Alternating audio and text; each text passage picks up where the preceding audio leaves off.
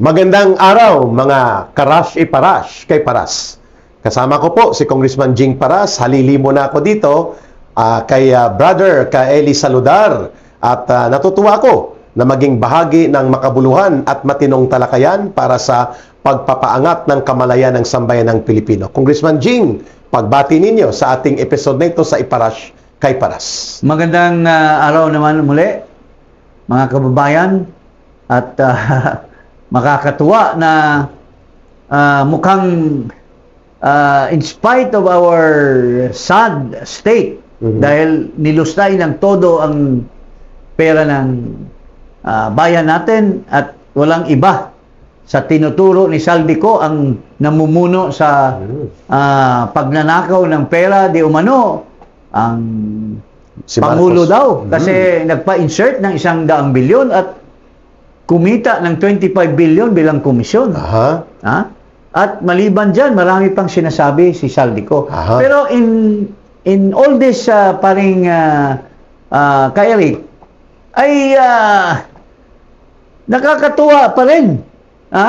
Dahil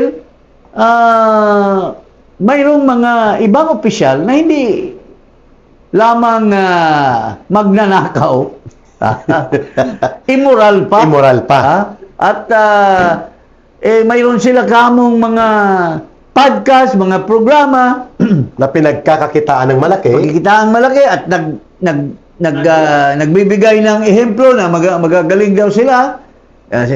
Sinisiraan yung mga nahuhuli na gumagawa ng masama. Aha. At Yun pala. pinapangaralan nila, sila naman pala ang Gumagawa ng katarantaduhan. Oo. At we're talking about, ito yung una We're naming talking topic, about a certain senator Oho. na tinuro nitong Viva Max. Viva Max Sexy Babe. Starlet o Sexy Starlet. Babe. Oo. Pakita nga natin Sige ito. nga, maganda ito. Si Senator, magkano Ay, si ino-offer ni Senator? Ano pa lang? Tip pa lang, paldo na. Tip pa lang paldo na. Tip pa lang, paldo na. Magkano mag-tip si Senator? Abot ng 250 to 300. 250 to 300. Yes, Wala pang po. nangyayari to. Wala pa po. Ganun ang senador, ano? Grabe, no? Napaka, no? Opo. Napaka generous pala nila, no? Kasi Yeah. galing sa tax. Oo nga, no? Mga galing sa tax, mas lalo si ano. Ay, nako. Okay. Tapos, okay, ito question ko ngayon. Yung mga minention mo sa aking mayor or senator, Yes. nakita mo nag-hearing sa Senado. Nandun ba sila sa listahan na to? Wala siya. Wala. Wala siya. Wala sa listahan. Wala siya. Nandun sa hearing, yung mga nag-offer? Nandun. Nandun. Oo, nandun, syempre. Nako, okay, ito na lang, final. Yung nandun sa hearing na senator, bigyan mo ko initials lang. Pwede ba yun? Oo, initials lang. First name, last name. First name, last name. Hala, sobrang dali kasi. Sige lang. Initials. Initials. Gitna na lang. Initials. Okay lang. Ano siya? May Y. Y? Tapos ano yung last name? Hala, ang hirap na ito. Kinakabahan Hindi, first ako. letter ng first name. O, sige. First letter. First name. R. R. Mm. Last name. Hala, wag na. First letter ng last name. First letter ng last. O, sige. Wag first letter. Last letter ng last Last name. letter. R ang first name, di ba? Opo. Last letter ng last name. F na lang. Ha? F. F ang last name. Opo. Yun ang last letter, yung elf? Hindi. Second, pangalawa.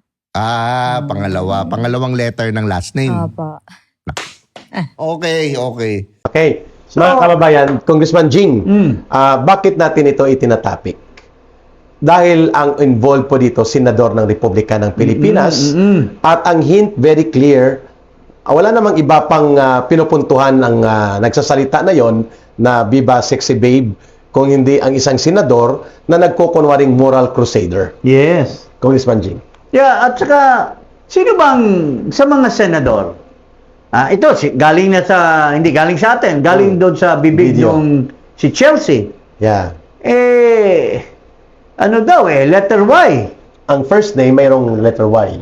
Mayroong letter Y sa huli, mayroong R sa una na first name. So, Doon sa huli naman, mayroong letter F ang sa kanyang... second to the last letter ng family name. So, kung i-puzzle out mo, Ikaw kaya, sino kayang senador na may ganung pangalan na Adi, tutugma dyan? ang kumakalat ngayon sa social media, Raffy Tulfo. So, Ang nag-booking sa kanya, Simon Tulfo.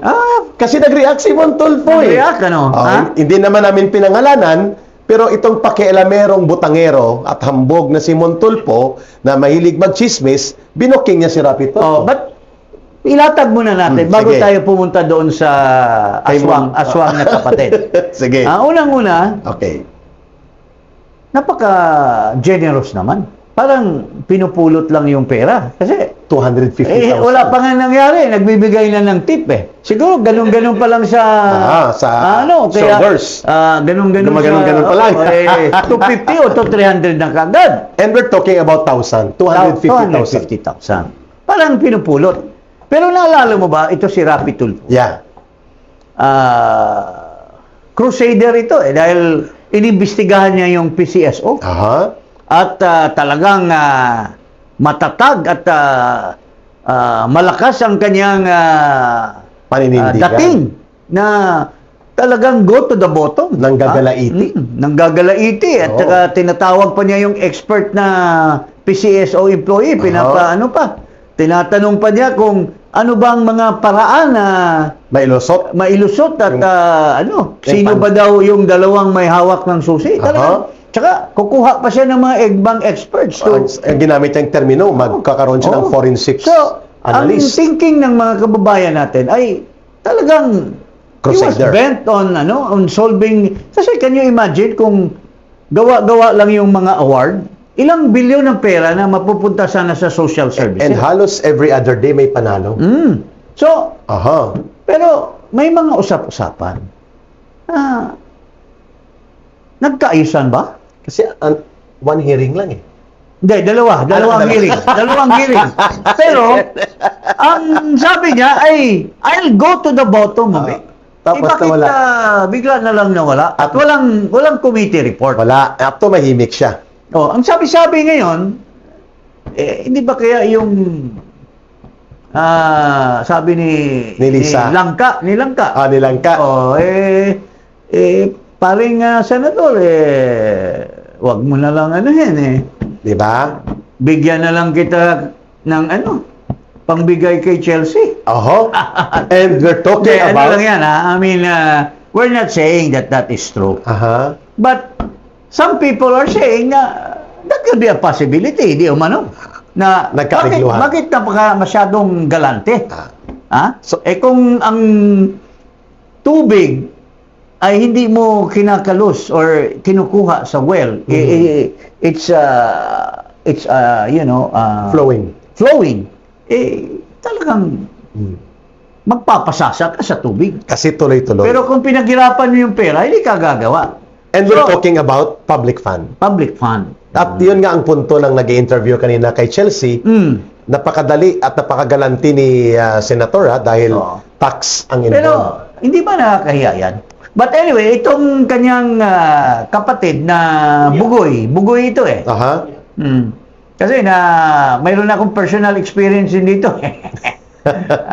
Mayabang din ito sa chicks Mayabang din sa chicks ito Kaya nabugbog pakialamero Nabugbog yan sa airport dahil nakialam yung babae pang bumugbog. nakialam Pero pakinggan natin at kinukonsinti niya yung kapatid niya. Itong si Montulfo ay pakialamero pero chismoso. Yan ang tawag sa kanya ni Inday Sara at nila Senator Amy. Ano ngayon, sabi niya, kung namababae siya, referring to Raffy Tulfo. Ang nakakahiya kung nanlalaki ang kapatid ko, gaya ng isang lalaking mambabatas na mahilig sa basketballista. Ito yung mga argumentong baluktot. At walang sense, puro lang hungkag, kahambugan. So he is encouraging immorality. Nakalimutan niya na si Raffy Tulfo, senador. Senador. At saka mahilig magbibigay ng advice sa mga nag-aaway ng mga pamilya o nag-aaway ng asawa at husband and wife na sumama sa ibang lalaki. Sabi, huwag kayong ganyan. Pero when it comes to the moral side of it, nagbibigay ng papayag ba ang asawa nito? Immoralidad ito. Si Congresswoman na Jocelyn. At saka, maliban pa dyan, hindi lang siguro like father, like son. Mhm. Kasi yung anak din, caught also in the act na Nagwaldas ng pera. nagwawaldas ng pera. 5 million pesos equivalent sa laklak ng alak sa Las Vegas. At pinuna din yun ni Ben Tulfo. Ito sa pinuna ni Ben Tulfo yung kanyang kapatid na Napakialamerong pakilamero at Konsentidor. konsentidor. Ito. ito. Ramon, nakakasakit ka na. Hindi sa amin. Nahihiya yung ibang mga utol mo sa Senado. Nahihiya yung iba kasi kuminsan yung dinadala mong apelyido sama-sama dahil doon sa pinagagawa mo. Pero may binanggit ka na sinasabi ni Ben Tulfo na isa ding podcast and blogger at media personality din na ang ginagawa ni Montulfo nakakahiya Kakahiya sa pamilya. sa pamilya. Sapagkat nakikisawsaw siya sa chismis na destabilizer list. Yun pala ni isa doon, wala namang katotohanan. Oo. Chismis lang. Chismis lang. Pangalawa, nakisawsaw siya dito sa maling gawain ni Rapi Tulfo na siya mismong nag-booking. Nag-booking. Oo. At ngayon, lumalabas na ikukonsenti pa niya, no? Ang kabastosang... ano ngayon? Oo, sabi niya. Ano ngayon kung mambababae yung kapatid ko? May pera naman siya. Yun. Pero saan galing yung pera? Yun ang tanong. Yan tatanungin din sa Senado, sa Yun. Blue Ribbon. Oo, correct. Dapat imbestigahan din yan sa Blue Ribbon kasi you're a senator. It's a moral and ethical issue. Moral and ethical issue. At secondly, what's the source of funds? Yun. Why are you so Very- trigger happy to give money? At Just like that. Hindi lang 50,000, And you are, ano yan, 250,000. anong tawag niyan, pare? Ano lang yan ano pa yan yung, hindi pa natin alam kung anong edad nitong si Chelsea. Baka minor. minor de edad. Or, Pwede rin. di ba? Or, And the may fact- violation sa women and child, Oo. pwedeng you're encouraging prostitution And trafficking. and trafficking Yeah. of women, di ba? Those are valid questions. We are not accusing, but we are questioning. Yeah. Now, these are possibilities that a senator may have given bad example to the Filipino people. Kay Kiko Barsaga na nagmiyaw-miyaw, dinisiplina nila sa House of Representatives, 60 days suspension. Si Rapi Tulfo, wala naman siyang denial, at sabi ni Congressman Jing, he is to be expected of a moral and ethical standard sa isang senador, at questionable ang mga pundong ginagamit, lalo na sa iskandalo ng korupsyon, bakit hindi siya maimbestigahan? Saka, most of all, yung nag-iimbestiga ka, Yun. tapos it becomes a mystery why you suddenly stop when you are already in a crescendo. Malapit mo na matutumbukan yung anomalya sa PCSO. Baka biglang it became quiet. At nagtatanong ang taong bayan kung nagkaarigluhan ba. Yes. Yun ang issue dito. At yung mga inareglo ay open na open kang magbibigay sa mga babae just like that. Yan. So double And who double knows issue. kung si Chelsea lang ang binibigyan. Sino pa? Baka mahilig to. Kasi alam ko may isang cabinet dyan na mahilig. Gusto tatlo-tatlo sabay-sabay Pag kumuha. pag kumuha. Wow. Gusto niya yung he enjoys perversion. Yeah, pervert talaga yan.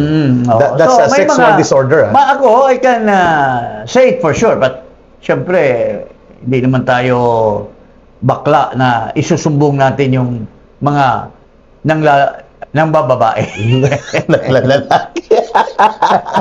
Hindi namin alam yung nanlalaki. Pero hindi rin namin alam kung kasi chismosong ato si Montulfo. Pero thank you pa rin kay Ben Tulfo. Thank you for binuboljak niya yung kapatid niya na wala talagang saysaya. Sinaikik yan ng babae. Sa airport. Kasi nga pakialamero na, botangero pa. Yun. At mga kababayan, before namin puntahan ang second part ng aming episode ni Congressman Jing, na very interesting, the main issue with Rapi Tulfo being dragged into the scandal is not just about because he is married. It's because he is a senator of the Republic of the Philippines. And you should, nasa, yan Republic Act 6770. The Code of Ethics and Professional Conduct. Yes, of officials. Officials.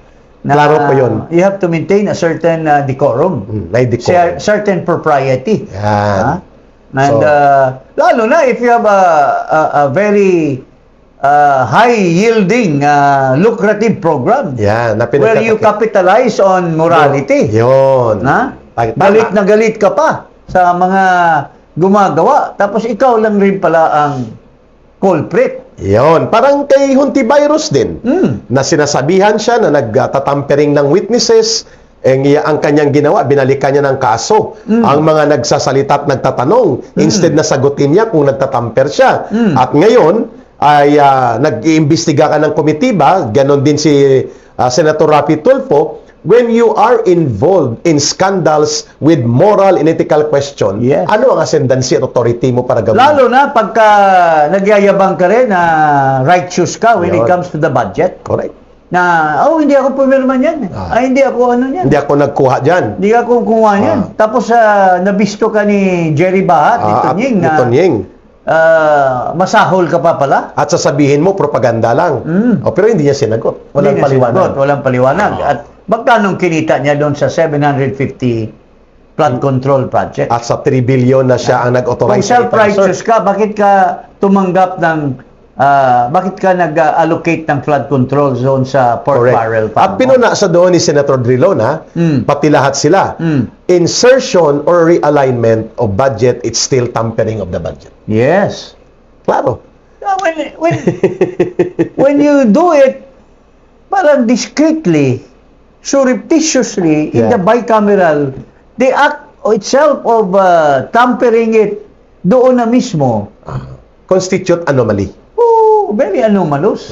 Klaro tayo dyan, mga kababayan. So, Senator Rapi Tulfo, better for you to submit yourself to ethical discipline and sa pamunuan ni Tito Soto, sana ay maging patas kayo. At saka mayroon pang isang kapatid din daw. Ito lumabas Oh, narinig ko, yung si Congressman. Bending Dalo na kapatid. Oh, si Boy Bendalo.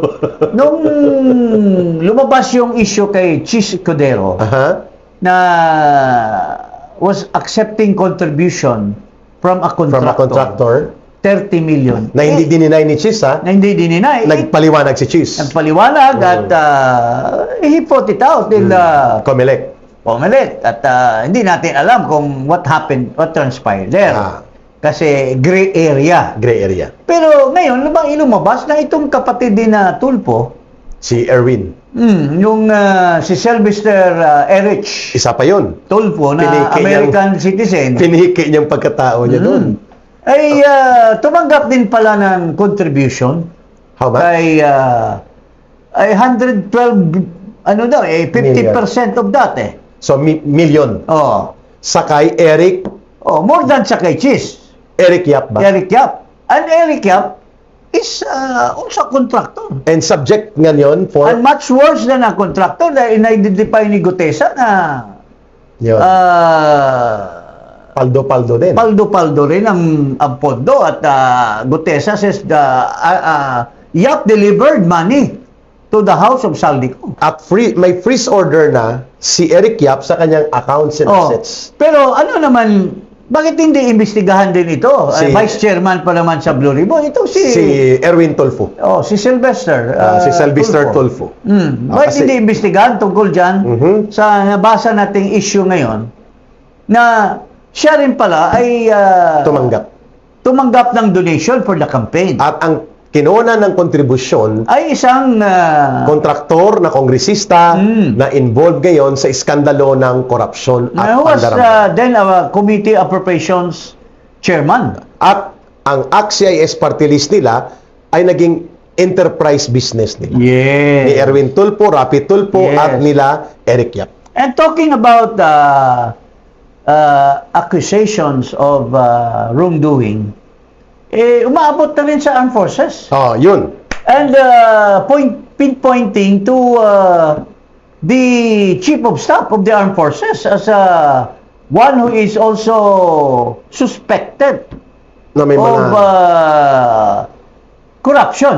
Pero ito, pakinggan natin, although si General Bronner has denied it, na wala siyang kinalaman itong lucrative condominium na tinatayo under the name of Bronner Condominium, But he is very defensive. but he is very defensive. Pakinggan natin ito. Some sectors are trying to discredit the armed forces of the Philippines. They're trying to even create a gap, a wedge among our soldiers, no? Katulad nung may mga fake news katulad yung sa akin mismo, no? Meron ho kayong Bronner Bronner condominium. condominium, Okay. yes. Let's clarify that, sir. Yes, thank you, Pinky, for that, for giving me this opportunity. I would like to put on record na hindi po sa akin yon, yung Bronner condominium na yon. In fact, it belongs to my cousins at pinaghirapan nila yung condominium na yon. At wala pong taxpayers money na pumasok doon, ano. Pinaghirapan nila. And sabi nga You never nila, invested? You never No. gave any money? No, Okay. no. It's really there. It owns. I mean, my cousins own that, and in fact, sabi nga nila, if we wanted to hide it, then we could have named the condominiums another name, like maybe Sunrise Condominiums, no? Ang nakakapagtawag pansin sa pahayag niya na yon sa interview ni Pinky Webb ni General Bronner, he is equating the armed forces of the Philippines as an organization To him. to himself. Yeah. Like when he says that Some sectors are discrediting them discrediting daw the armed forces. by discrediting him. Paano naman mai-involve ang armed forces being discredited when the allegations of corruption is Targeted to Bronner. personal to you? Yon. So kung nang nagnakaw ka, anong kinalaman ng armed forces? Mayroong mga if you're a corrupt, anong mangyari doon anong kinalaman ng mga sundalo? Mhm. At yung Vice Chief of Staff at mga ibang general. Mhm. Bakit po sila gagawing shield? That's If there the is point. an accusation against you, parang papasok ka kaagad sa palda ng nanay mo at Aha. sabihin mo, nanay, Oo, inatake nila ako. inaatake nila ako, pati yung pamilya natin atakihin. Yan. So, hindi pwede yung ganun. How is that so wrong? Ha? How is that so wrong? For him to It's so wrong in to the use sense that as a that defense. parang ginagamit mo na shield yung armed forces na kung akusahin ka at may masamang sa'yo, masama rin para sa armed forces. Which is erroneous. Erroneous yun. Why? Because ikaw lang naman ikaw lang naman ang inakusa, hindi naman yung mga ibang generals or anything. At isa pang palso doon, paring Eric, yung sasabihin mong, well, if they want to hide it, why did they put the name of Bronner? Ano naman yan? Napaka-flimsy naman noon. Ha? Di ba? Mm. Kasi ang simple logic doon, you can always deny it. But you are sounding very defensive. Yeah. Yun pong tanong ng tao. Tsaka bakit siya mag-explain? Yun, why are you explaining? Why do you have enough knowledge about the source of money to build that condominium Yun. when it's owned by your cousin? Let them explain. No. But why are you talking about that? He could have said that, hindi ko po alam eh. They will explain about that. Oo. Oh. Silang may-ari niyan eh. Ako, Diba? wala po akong kinalaman tungkol dyan. I agree. But for you to go out of your way to be so defensive, Yeah. to explain May punto kayo. paano na build, Then denying na walang taxpayers' money. Parang You're involved. yung left foot mo is on the other place. I mean, as perceived by audience like us, parang ganon. Yun nga. And I agree sa pananaw ni Congressman Jing Paras. If General Bronner has issues pertaining to anomaly and scandalous involvement in transactions affecting his personal life, hindi po yan equivalent na kapag pinuna siya, pinupuna din ang buong organisasyon ng AFP. Oh. It does not follow. Mali po yun. At yung paggamit ng Kagaya ganong nung logika. kagaya nung na-convict na controller, Yung si Si Garcia. Garcia. Nasira ba ang armed forces doon? Hindi naman. Di ba? Tinalakay. Siya ang involved at siya nag-ano. Pero it did not destroy the armed forces Because the- one corrupt Yan. official is so tainted with anomaly. Masisira na yung buong professional organization. At may isa siyang malisyuso na statement no, with due respect to you, General Bronner. Pag nagpuna ka agad, sabi mo fake news. At kapag pinuna kayo tungkol sa inyong pagtatahimik sa iskandalo ng korupsyon with the President as your Commander-in-Chief being pinpointed to be the mastermind, sasabihin news nyo din. na fake news na. dapat At nanggagatong. dapat nga, Bronner, ikaw, mapagmasid ka. Aha. Hindi ka, just because probably you benefited the Marcos administration. Pero, ayan na, naka-pinpoint na sa Commander-in-Chief yung anomalya, yung corruption. But yet you are defending without letting your soul, tinatakot niyo yung mga sundalo without letting them analyze and decide for themselves what is really the truth of Yeah. what's going on. Wala siyang pinagkaiba kay Gibo Chodoro. Yes. Na yung tinatawag nilang chain of command, it's not a dead doctrine, Congressman Jing. The chain of command can only apply when the commander-in-chief and those who are in the organization are doing lawful actions. Yes. When criminal actions intervene in the organization, the Yes. chain of command cannot apply there. Yes. Kailangan tanggalin mo ang criminal elements. Because hindi personal eh. Yan. The head, the commander-in-chief is independent of the position. Ha? Kung mandurugas yung tao, it should not affect the position of the presidency and the commander-in-chief. Correct. Ha? Di ba? And the commander-in-chief cannot own the entire organization of the defense sector. Yes. Sapagkat kung ang pananagutan ay naging putol dahil sa kanyang mga ginagawa, ang chain of command will apply only to lawful and In legal fact, may actions. kumakalat pa nga, I've spoken to some Senior officers dati. senior officers. Mga general din. May mga nandyan din sa loob and some retired generals. Kumakalat yan na mayroon daw isang high official na napaka-immoral. If we're talking about an immorality in the Senate, there is also daw immorality. Lima-lima daw ang asawa eh. Ha?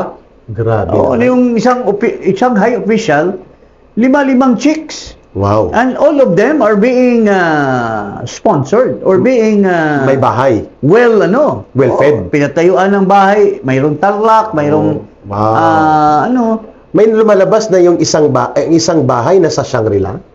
Narinig mo rin? yun namang narinig ko, yung isang high official nakabili ng bahay or binigyan ng bahay Wow. sa isang lucrative, luxury place in Shangri-La. Wow. Well, we don't know who are these people. Mhm. But ito yung kumakalat. But that does not make the armed forces discredited. If one shenanigan or scalawag na general is doing it for himself. Same with the PNP. Yes. Halimbawa, si General Petra Santa, na involved pala sa illegal na mga transaksyon sa pagbebenta ng armas, pati sa NPA, nakabili ng AK-47. Does it make the entire PNP also sindikato? Yeah, si General Albayalde. Si General Albayalde. Si ano pa ang Si General Magalong. Magalong pa. Oh, di ba? So, General Albayalde's removal or his resignation did not affect the PNP. Philippine National Police as an institution. Yeah, correct. So, itong pinagdadaldal ni Bronner, hindi nag-iisip ng mabuti. Tama. Ha? Ang tawag dyan, Congressman Jing, correct me if I'm wrong, argumentum non sequitur. Oo, at saka It does not follow na... At saka dapat kung ang isang general or isang high official ay nakikinabang personally sa powers that be, na gumagawa ng illegal at mga krimen. na sila din mismo, yung pinamimigay nila, pinamumudmud nila, galing din sa taong bayan, sa taxpayers money, dahil mas matindi yung kanilang corruption. Tapos ikaw, para maprotektahan mo yung corruption nila, You tumatanggap ka rin sa kanila, dapat masama yun. At yun ang hindi dapat tanggapin ng organisasyon. At kapag pinupuna yan, hindi nangangahulugan na sinisira ang armed forces. Yes. At dapat magiging mapagmasid ang bawat miyembro ng armed forces Yeah. sa mga tao na nakinabang for their personal ends. Kasi yan ang pinagmulan ng mga previous findings, Congressman Jing, mga kababayan, kung bakit nagkaroon ng mga kudeta noon, Yes. sapagkat ang korupsyon sa loob ng organisasyon ng AFP ay talamak na ayaw nating manumbalik dahil ang korupsyon ni Marcos ay nangangalap ngayon ng ugat patungo sa mga pagkorap ng institutions na ang ating inaalala pati ang AFP ay gano'n na rin ang ginagawa nila. Yes, and surprisingly, hindi ganito ang armed forces noon. Yeah. Very sensitive. In fact, one of them is General Reyes. And yun talagang tunay na ano yun. In fact, when he was soldier and accused of gentleman. something, he even killed himself. Yeah, nagharakiri yan eh. No, because he cannot accept na isang stupido na junior officer Yan. na mag-accuse sa kanya just because nakachamba siya na maging Oh, senador. chamba talaga. Mantaki mo, tawagin mo in an open public nationally televised. Pambabastos. Na tinawag niyang corrupt and coward. Duwag ka, corrupt ka. Walang Grabe yun. Kaya nga walang saysay yung political career dito eh. Oo. Doon lang sa isang maliit na syudad Talo, lampaso. nilampaso lang siya ng isang maliit na bata. ni Malapitan. Lampaso sa Caloocan. Mga kababayan. At saka baka ito naman itong tao na itong pinag-usapan natin. Ito naman yung author nitong Madriaga. Madriaga.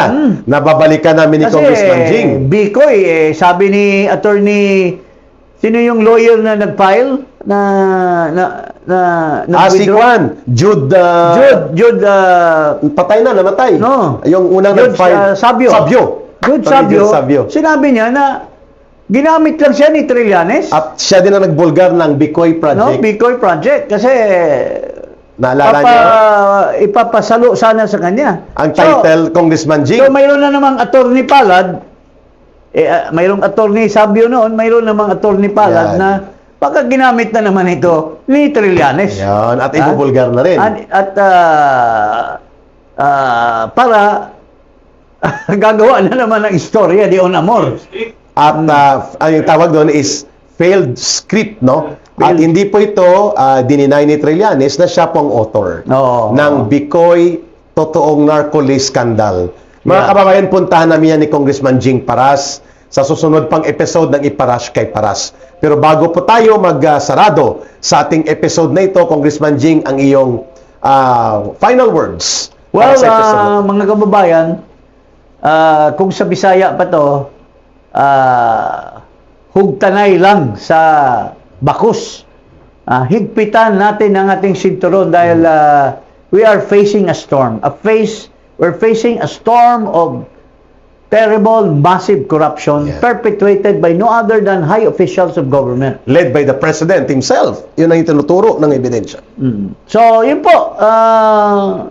Kawawa ang ating Christmas malungkot. celebration. Very bleak.